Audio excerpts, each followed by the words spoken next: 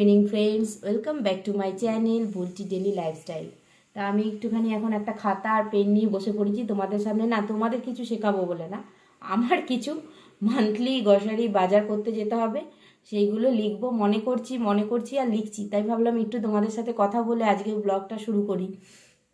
তো আজকে যেহেতু সকালবেলা রান্নাঘর পরিষ্কার করা, ফ্রিজ ক্লিন করা এগুলো করেছি, তো ওই জন্য ভাবছি মনেও আছে কি কি শেষ হয়েছে কি কি নেই সেগুলো একটু লিখে নিই। কারণ যদি মনে ভেবে যাই এটা এটা আনতে হবে, হয়তো শপিং মলে গিয়ে সেটা দেখে মনেও পড়ে, স্পেন্সারে দেখলাম হয়তো কোনো একটা প্যাকেট রাখা আছে, হ্যাঁ এটা নেই বা এটা আমার নিতে হবে, কিন্তু একটা কনফিউশন থাকে। তো লিখে নিই, তাহলে মনে থাকবে কি কি আছে আর কি কি নেই, তাহলে বাজার করতে সুবিধা হয়। আমি ওই জন্য আগে লিখতাম না, আগে এমনিই বাজারে চলে যেতাম, গিয়ে অনেক সময় দেখা গেছে যেটা নেই সেটাই আনিনি, আবার যেটা আছে সেটাই হয়তো 2 প্যাকেট নিয়ে চলে এসেছি। ওই জন্য অযথা যেটা দরকার নেই সেটা এনে তো লাভ নেই, সেই জন্য একটা লিস্ট করে নিচ্ছি। আর ভাবলাম সেটা করতে করতে একটু কথাও বলে নিই তোমাদের সাথে। সকালবেলা অতটা তাড়াহুড়ো করে কথা বলা হলো না, কাজই শুধু দেখালাম, ওই জন্য একটু কথা বলতে বসলাম। এখনো চা খাইনি, চাটা খাবো। শঙ্কর আসছে, বেরিয়ে গেছে, ও বাড়ি ঢুকলেই একসঙ্গে চাটা খেয়ে হয়তো বেরোবো। তো দেখি হিসাবটা করে নিই, তারপরে আবার চাটা খেতে খেতে তোমাদের সাথে কথা বলছি। তো চলো।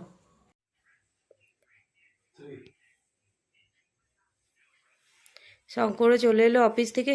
এখনো উইন্টার পড়তে হচ্ছে? বাবা চিন্তা করো, মানে এখনো অবধি বাইরে ঠান্ডা, কত বছর পর এরকম। হ্যাঁ, ব্যাগটা রেখে দাও ঘরে। ঠিক আছে, ও চলে এলো, ওকে একটু চাটা দিই, তারপর তোমাদের সাথে কথা বলছি। অনেকজন শঙ্কর তো অফিস থেকে চলে এসেছে, তাই আমি ভাবলাম হয়তো জামা কাপড় চেঞ্জ করে যাবে, বললো না আর ভালো লাগছে না, জামা কাপড় চেঞ্জ করবো না, মুখটা ধুয়ে নিই, তুমি চাটা বসাও, খেয়ে বেরোবো। তো ওই জন্য রান্নাঘরে আমি চলে এলাম, চলো চট করে চাটা বসিয়ে নিই।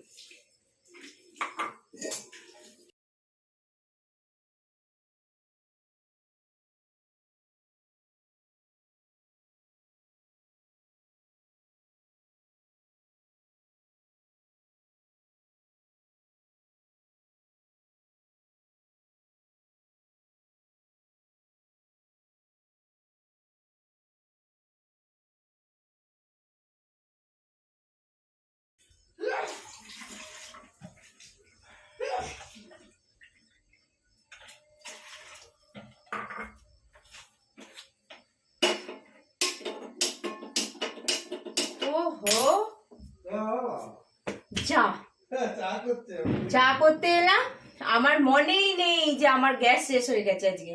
আমি লাইটার দিয়েই যাচ্ছি চা করব বলে, আজকে যে আমার দুপুরবেলাতে ওই খাবারগুলো গরম করতে নিয়েছিলাম তখন আমার গ্যাস শেষ হয়ে গেছে, একদম মাথায় নেই। গ্যাস শেষ, গ্যাস না লাগালে চা হবে না। চলো বাইরে বেরিয়ে যাই, আজকে চা খাওয়া কপালে নেই। বললাম ঘরের ভেতরে কত গরম লাগছে, কিন্তু বাইরে বেরোলে সোয়েটার পরতে হচ্ছে, ওই জন্য একটা পাতলা সোয়েটার পরে নিলাম, কারণ বাইকে চেপে যাবো তো ঠান্ডা লাগবে। তো চলো বেরিয়ে যাই।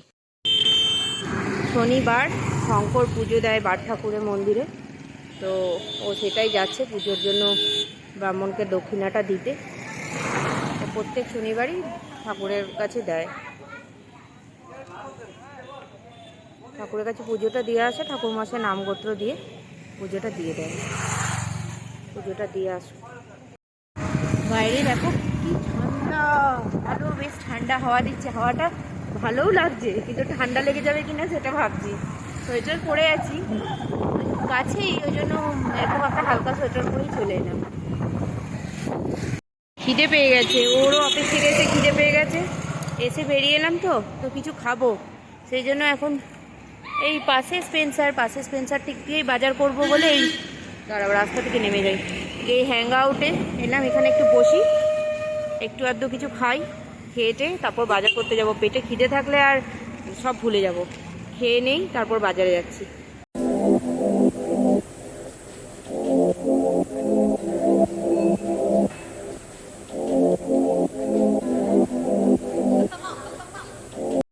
বাইরেটাই বসে আছি, শঙ্কর ভেতরে ঢুকেছে, তো কিছু খাবার নিয়ে আসো। আমি ঢুকেছিলাম, বেরিয়ে এলাম, আমি কনফিউজ হচ্ছিলাম কী নেবো, তো ওকে বললাম তুমি নিয়ে এসো কিছু একটা পেস্ট্রি নিয়ে এসো, কারণ ভাবছিলাম প্যাটিস খাবো, তো প্যাটিসটা নিলাম না কেন, আবার রাতে গিয়ে ডিনার করতে হবে, 8:30 বেজে গেছে, প্যাটিস খেলে আর খেতে পারবো না, ওই জন্য ওকে বললাম পেস্ট্রি নিয়ে আসো, পেস্ট্রি খাবো, পেস্ট্রি খেয়ে তারপরে স্পেন্সারে যাবো বাজারটা করতে।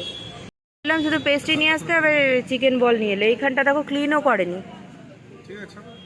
আবার রাতে গিয়ে খেতে হবে কিন্তু। তো দেখো তখন ওকে বললাম চিকেন বলটা নিয়ে এলে কেন, তো শেষে ও চিকেন বলটা থেকে আমি একটু ভাগ বসালাম, কারণ এত পেস্ট্রিটা এত বাজে, ওটা মনে হয় মাথা টুকরো ভেঙে যাবে মনে হচ্ছে। ওটাকে ফেলে দিলাম, দিয়ে পেস্ট ওখান থেকে একটু খেয়ে বাজারে চললাম, কারণ এরপর যদি আরও দেরি করি কিছু অর্ডার দিই তখন আবার স্পেন্সারটা বন্ধ হয়ে যাবে, তাহলে তখন যেই কাজে এসেছি সেটাই হবে না। ওই জন্য আগে আনলাম ছেড়ে দাও, বাড়ি গিয়ে তাড়াতাড়ি করে খেয়ে নেবো। এখন যাই, এখন গিয়ে বাজারটা আগে করে নিই।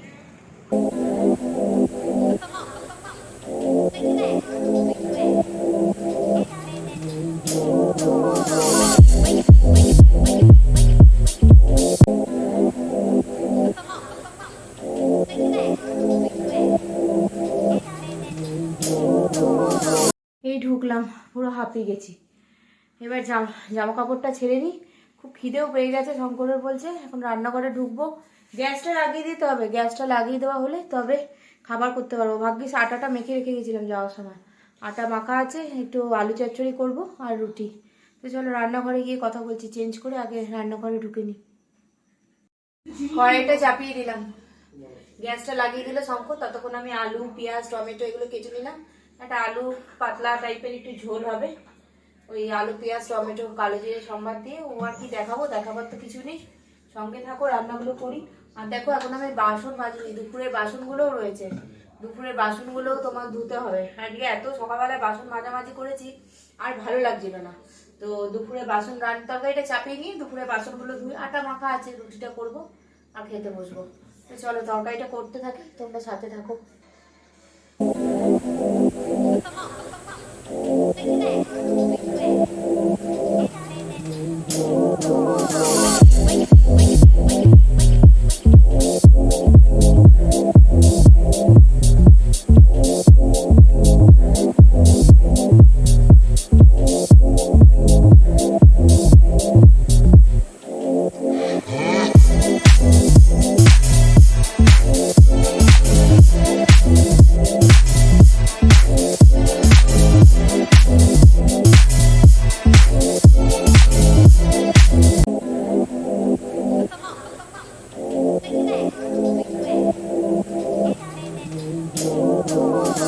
আলুটা একটু ভাজা হলে তারপরে নুন দেবো, কারণ নুনটা আগে দিলে না জল ছেড়ে যেত, ওই জন্য আমি একটু আলুটা ভাজা হয়ে গেলে একটু বাদে নুনটা দিই। আলুটা ভাজা হলে পেঁয়াজ দেবো, টমেটো দেবো, এগুলো দেবো আর নুন হলুদ দেবো আর জল দিয়ে দেবো, আর তো মশলা টসলা কিছু দেওয়ার নেই এতে, তাহলেই হয়ে যাবে। আটাটা আলুটা ভাজা হতে হতে আটাটা লেচিটা করে দিচ্ছি। তোমার আলুটা তখন কি দিলাম বলো তো, সোমবারে একটু কালো জিরে আর কাঁচা লঙ্কা সম্বাদ দিয়েছিলাম, ভুলে গেলাম তোমাদের বলতে। কাঁচা লঙ্কা কালো জিরে সম্বাদ দিয়ে আলুটা দিলাম, ভাজা হচ্ছে, এরপর পেঁয়াজ দেবো, দিয়ে নুন দিয়ে ভাজা ভাজা করবো, তারপর ওর মধ্যে টমেটো দিয়ে দেবো, জল দিয়ে দেবো, নুন মিষ্টি স্বাদ মতো একটু দেবো, তাহলেই হয়ে যাবে। লেচিগুলো কেটে ফেলি ততক্ষণ।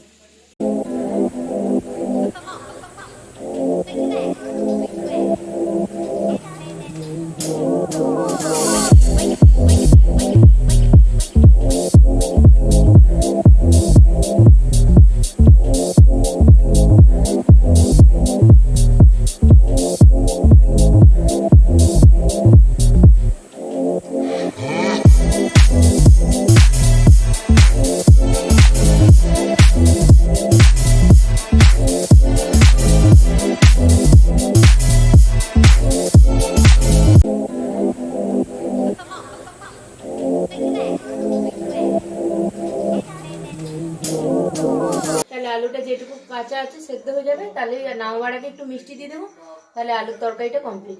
পাশে তরকারিটা হতে হতে রুটিটা চাপিয়ে দিলাম, অনেক রাত হয়ে যাচ্ছে আর শঙ্করের একটু তাড়াতাড়ি খেয়ে নেওয়া অভ্যাস, আজকে অনেকটাই দেরি হয়ে গেল, ওই জন্য রুটিটা তাড়াতাড়ি করে নিচ্ছি, দিয়ে ওই পাশে চাপিয়ে দিলাম, রুটিটাও হোক এদিকে তরকারি হোক, তাহলেই হয়ে যাবে। তারপরে চলো তোমাদের সঙ্গে খাওয়ার টেবিলে গিয়ে কথা বলছি। তোমাদের বলতে ভুলে গেছিলাম যে তরকারিটা নামাবার আগে একটুখানি মিষ্টি দেবো, তাহলেই কমপ্লিট।